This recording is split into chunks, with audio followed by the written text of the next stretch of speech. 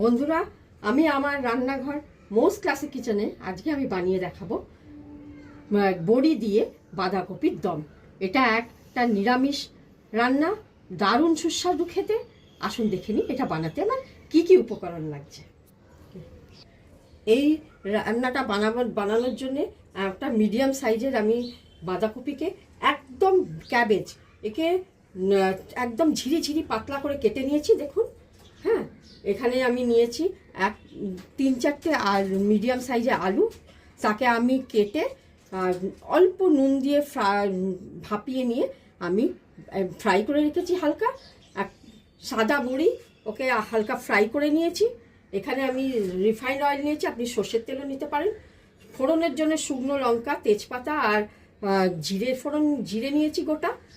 এখানে নিয়েছি হলুদ, নুন, গরম মশলা, লাল লঙ্কা গুঁড়ো, কড়াইশুঁটি কিছুটা নিয়েছি। আর এখানে 3টে মিডিয়াম সাইজের টমেটো, 1 ইঞ্চি আদা আর 4টে কাঁচা লঙ্কা আর 1 ছোট চামচ জিরেকে আমি পেস্ট বানিয়ে নেব। আসুন দেখে নিই এবার রান্নাটা কিভাবে করব। এখানে আমি গ্যাস অন করে একটা কড়া বসিয়ে বড় চামচের 4 চামচ মধ্যে আমি রিফাইন্ড অয়েল দিয়ে দিয়েছি। আপনি সর্ষের তেলও নিতে পারবেন। এখানে আমি তেলটা দেখুন গরম হয়ে এসেছে। 2টো শুকনো লঙ্কা দিয়ে দিলাম, দেব তেজপাতা, দেব গোটা জিরে। এখানে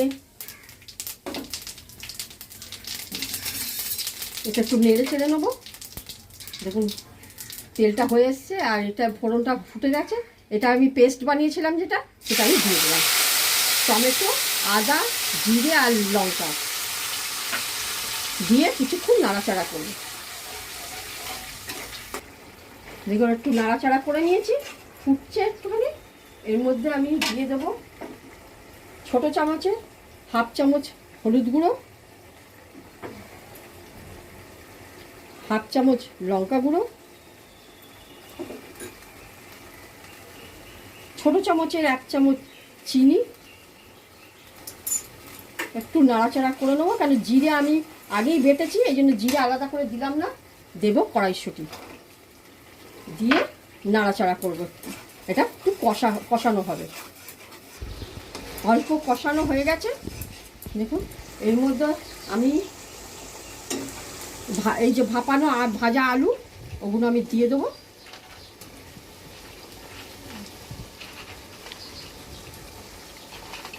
আর বড়ি অল্প কিছু দিয়ে আর অল্প রেখে দেবো লাস্টে দেওয়ার জন্য।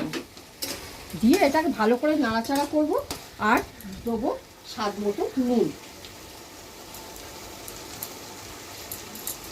দিয়ে এটা একটু ভালো করে কষানো হবে। দেখুন কষানো এটা হয়ে এসছে, আলুর মধ্যে ভালো করে মশলা ঢুকে গেছে। এবার এর মধ্যে আমি একটু একটু করে বাঁধাকপি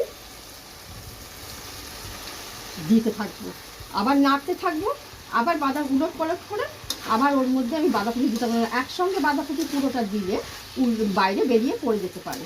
এই জন্য একটু নেড়ে নিয়ে আবার আমি কিছুটা বাঁধাকপি দিয়ে দিলাম।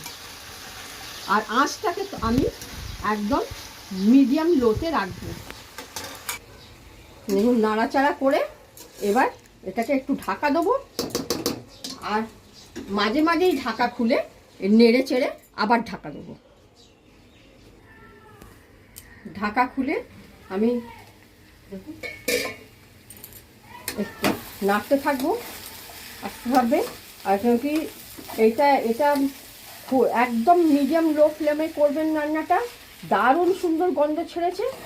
কেন না জোর করলেই এটা জল শুকিয়ে আসবে, আলাদা করে জল দিতে হবে। এইটা বাঁধাকপি রান্না করতে গেলে কোনো রকম জল লাগবে না যদি আপনারা একদম মিডিয়াম লো ফ্লেমে করেন। আর এর বাঁধাকপিতে প্রচুর পরিমাণে জল আছে, যেটা রান্না করে সেদ্ধ হয়ে থাকে।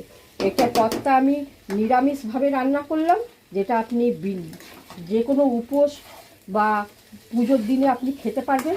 এটাকে আপনি যদি আমিষের দিনে যদি খেতে চান তাহলে আপনি একটা মিডিয়াম সাইজের পেঁয়াজ আর 4-5টা রসুন কোয়া আর টমেটো, আদা, কাঁচা লঙ্কা, জিরে যেমন দিয়েছি ওই পরিমাণে দিয়েই আপনারা রান্নাটা করে নিতে পারবেন পেস্ট বানিয়ে। আবার চিংড়ি মাছ ভাজা করে এর মধ্যে ছড়িয়ে দিলেও দারুণ সুন্দর টেস্ট আসবে। দেখুন বন্ধুরা, এটা হয়ে এসেছে, শুকনো শুকনো হয়ে গেছে। আর এই যে একটা বাঁধাকপি এমনি করে টিপে দেখলে দেখবেন রান্নাটা হয়ে এসছে। এবার এর মধ্যে আমি দেব